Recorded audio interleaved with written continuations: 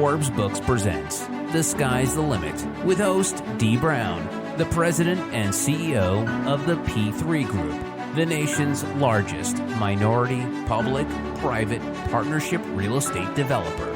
Here's Dee. Welcome back to the conclusion of my conversation with the legendary music mogul, entrepreneur, and philanthropist, Percy Miller, aka Master P. Percy, in part one, we talked about some of the businesses you've been involved with. And I remember reading that you said you wanted to show the world that you can compete in the food and beverage space.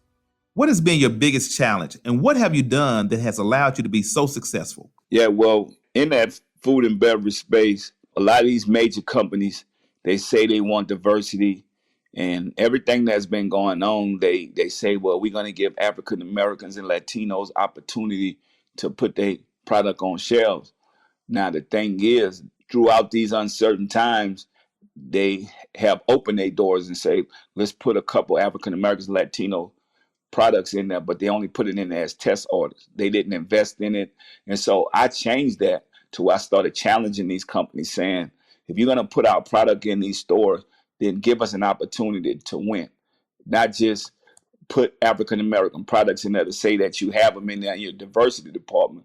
No, put them in there to actually sell. And I just started challenging these major companies. The greatest thing, a lot of them that really meant it, like the HEB in Texas, put out products in all their stores and made sure we had end caps and shelving space. And that's what makes the difference.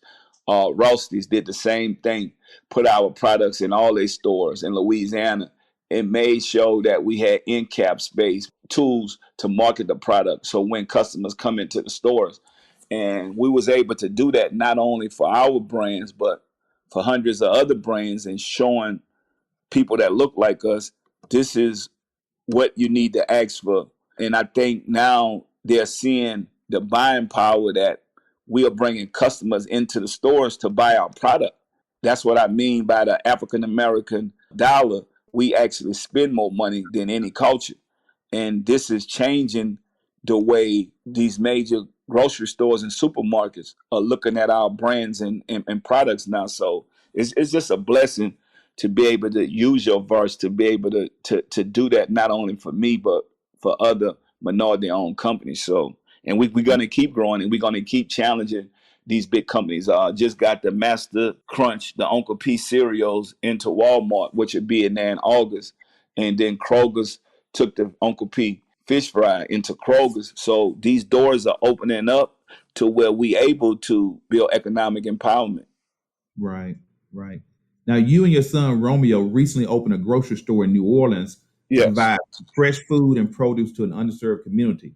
Yes. This store really touched me because in my business, we develop projects for the government, and our primary focus is delivering our financial capabilities and technical skills to underserved communities and institutions.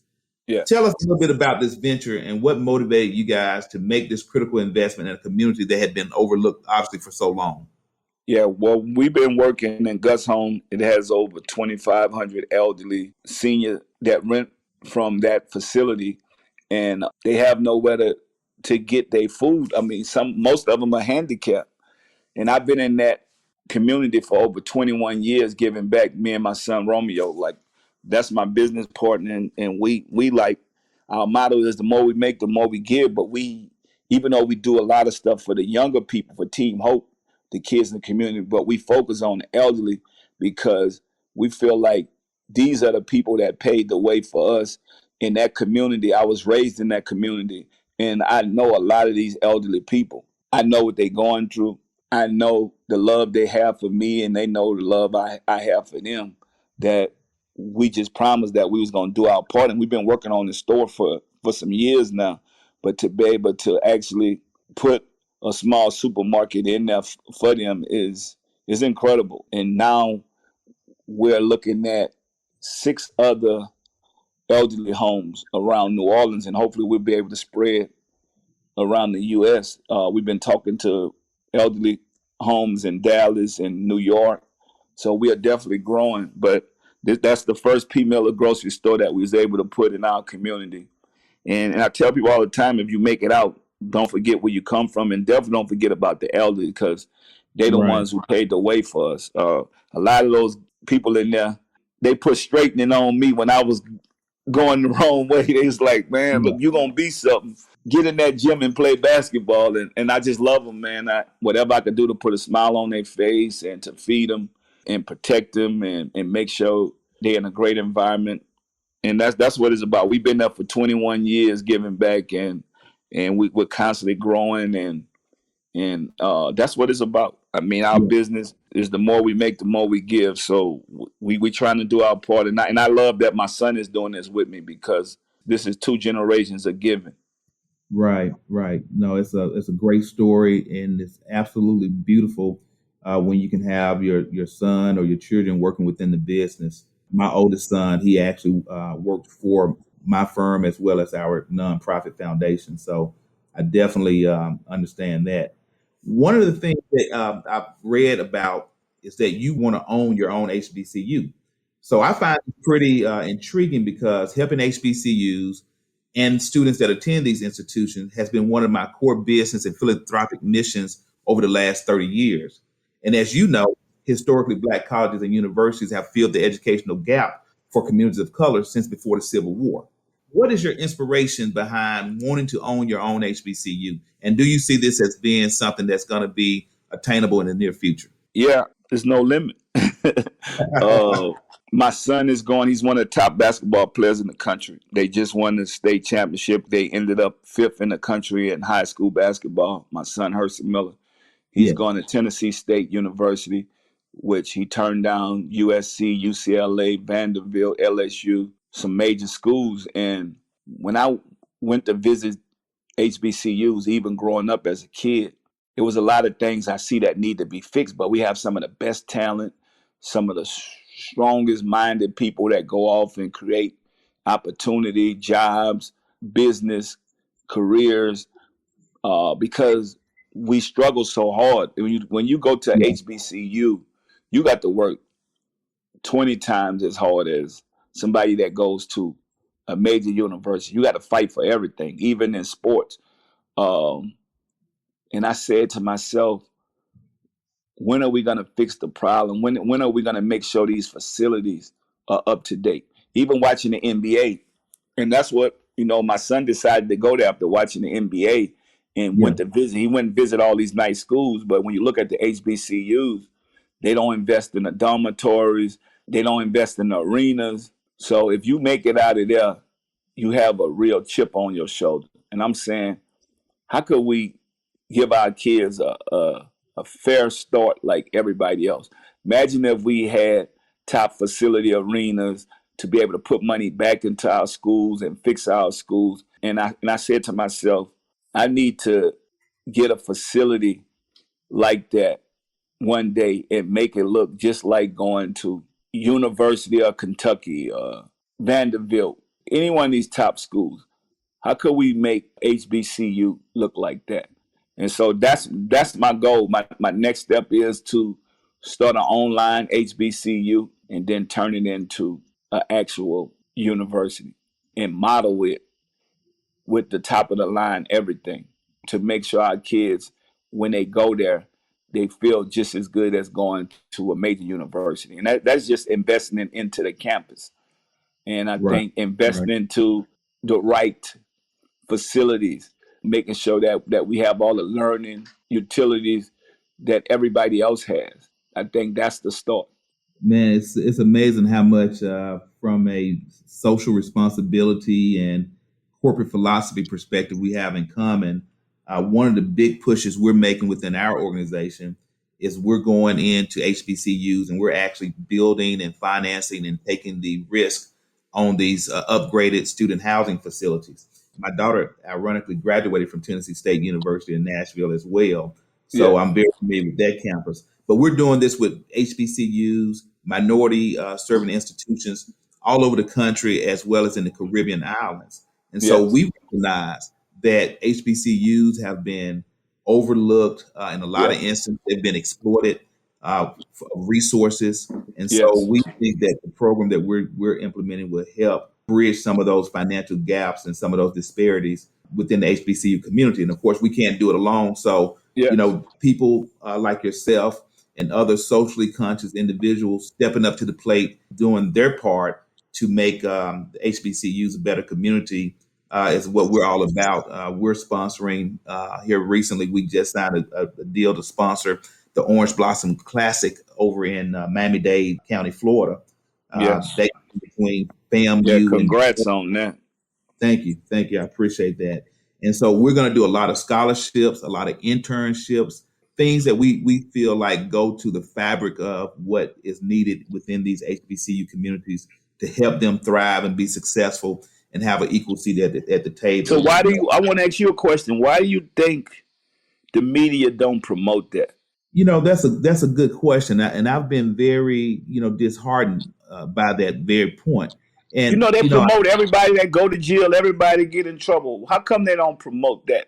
The stuff that you guys are doing, and it really is heartening because we come so far, but we promote all the negative stuff, and that's my saying is giving our kids a balance, so they can see. We know that they're not gonna turn the switch off for what they think they want, that we want, or they want us to see. But I'm saying, what about giving the kids, giving the families that want more, something better? Better.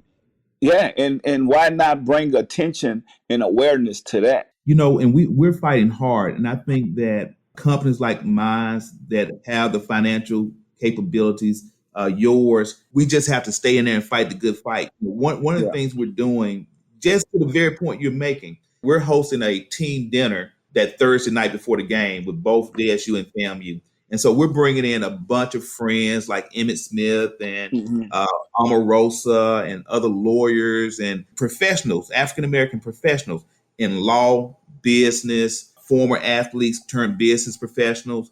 And what we're trying to do is exactly what you're saying. We're trying to show them that odds are you're not going to be a professional athlete. Odds are you're going to have a career, right? And here are some African Americans that are doing well, including, one that was a, NFL Hall of Famer, but realized he had to pivot to business, right, to continue to be successful. And we're trying to expose them to these individuals in this environment so that they can see something different. So than what this what I want you to see what you just said. But think about how all these other cultures and major companies are linking up for the better. Why do we have to prove something to our culture, the people that are successful? Well, that's why I say the education part is so important, because once these guys get successful, they detach from reality. So they can't even see. I mean, I know guys that are investing their money into penny stocks because they just don't know. And I'm like, you done made all this money. Why is you investing in the penny stocks? But that's all it was taught. My thing is, why I love about the future, and I'm investing into the next generation, because we could grab them before they make it. So that's my thing, that if we're going to change this narrative, we have to invest in the future, because the older people, they have the mindset, they got the old frame of thinking, and that's why corporate America is losing. They got too many old heads sitting in these corporate chairman spots dictating what's going to happen, but they don't know they lose it because the generation is changing and they're not making the money they used to make because they stuck in their old ways. And that's why I know that we have to invest in the youth to grow, and we have to prepare them for success. The ones that are successful, they think well, I'm successful, I don't need to do that. But what about your kids? What about making a better way for them? And that's what we're looking at, and that's what this mission I'm on. It's not about what we have. All this stuff is temporary. We can't take this with us. In business, life go up and down. But I'm saying that we can make a difference and do something now, and do something that's right, that we can leave an imprint on this earth. And that's the difference. That's the Muhammad Ali's, and that's why we remember those people. That's why we champion them and we celebrate them. And I just think what we need to focus on now, even the banking system, if you want more people to put money in your banks, we have to educate the youth on financial literacy, knowing that how to save money, not just how to spend money, and how to make money. Right. That's right. You don't. It doesn't require any degree of intellectual capacity Yes. to spend money, right? So that's the part that comes easy, and that's the part we have to continue to train our employees, our kids, our family members on building economic empowerment, economic wealth within our communities by understanding that it's more important to learn how to save and invest than it is to spend money. Yeah. I agree with you 100%. Now, we mentioned a lot of your different ventures, but I think we haven't touched on PM Properties and MP Realty, which are two of your real estate businesses. And of course, I'm in the real estate development game, so I'm interested to learn about what are you doing on the real estate front. I'm constantly building with my family. We are buying properties, redeveloping properties, and we're just growing. I just think that's the most important thing. Once you learn the real estate business and you understand the whole wealth game, they've been doing it forever. And so being able to find properties, fix it up, get into creating bigger developments. So I just tell anybody that's listening, start small. That's what I did. Start small and build. Don't just jump into, I want to buy these multi-million-dollar properties. Now, for decades, you've been a pop culture icon. So much so that you were featured on Solange's 2016 album, A Seat at the Table. She has said that your influence was golden, and you've said you just wanted to see her win. Talk to me about your mindset as a mentor when it comes to helping others succeed. My thing is to instill into us that we are kings and queens, and we got to come here with that mindset of we are royalty. And I use that in my business, and I instill that into everybody around me, that don't be afraid to do what's right. Don't be afraid to grow. Don't be afraid to be great. And I think on the mentorship side is, I tell people all the time, you have to know what you love, be passionate about it. Don't do nothing for money. That's where you mess up at, because everybody say, I meet people all the time, I'm going to make millions of dollars. I'm going to sell millions of records. I'm saying, what about just get in and grow at your pace? Every day is about getting better. Like I said, I do in business and life. I don't have to set that I need to make this amount. The only thing I set when I get up, I write down my goals and my dreams. I post it on the wall, and I always say, how can every day I could do something to get closer to that, even if it's something small. Right. And I think that's what we have to do.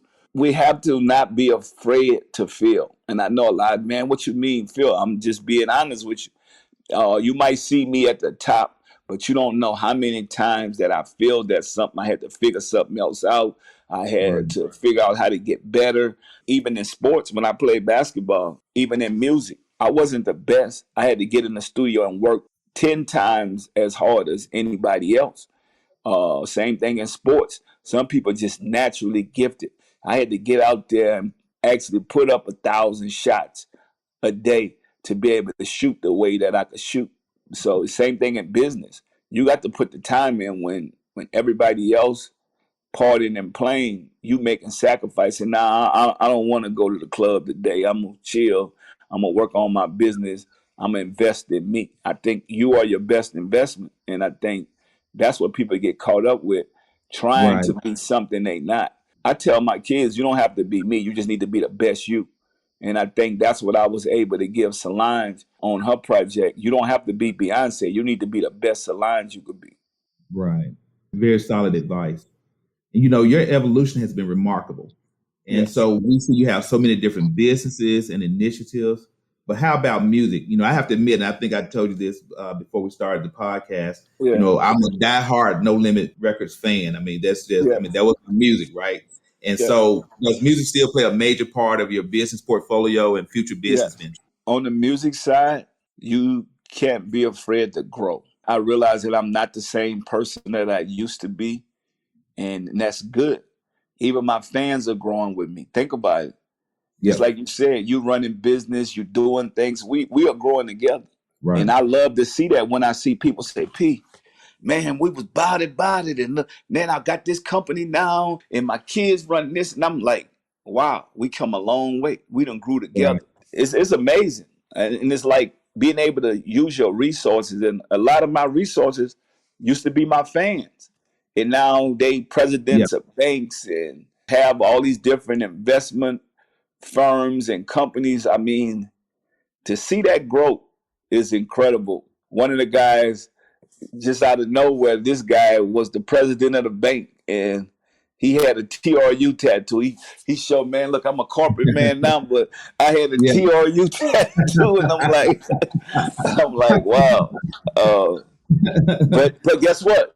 We are not afraid to evolve and get better, and I think that's what life is about. And music actually take you on that journey, and don't be afraid to grow. And I didn't think a lot of the things I would be able to do in music that I was able to do. And now I think about a lot of the stuff that I'm doing. I can't talk about the stuff that I used to do because I'm not living like that. Now I'm living a whole different life, and I could use my music to even balance out as therapy for me to be able to help my fans and the people around me and even myself. So I'm just blessed to be able to still be relevant, still be able to go out and do a reunion tour with me and Snoop, Mystico and Mia X and Silk the Shagger. Like, it's a blessing, man. It's a blessing. Right.